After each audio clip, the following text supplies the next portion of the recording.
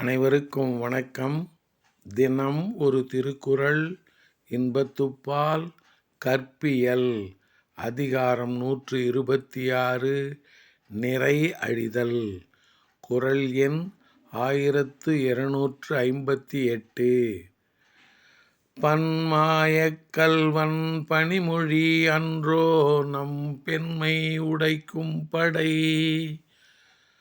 பன்மாயக் கள்வன் பணிமொழி அன்றோ நம் பெண்மை உடைக்கும் படை. பல மாயங்களை அறிந்த கள்வனாகிய காதலனின் பணிவான சொற்கள் தாம் பெண்மை என்னும் அரணை உடைக்கும் படையாகும்.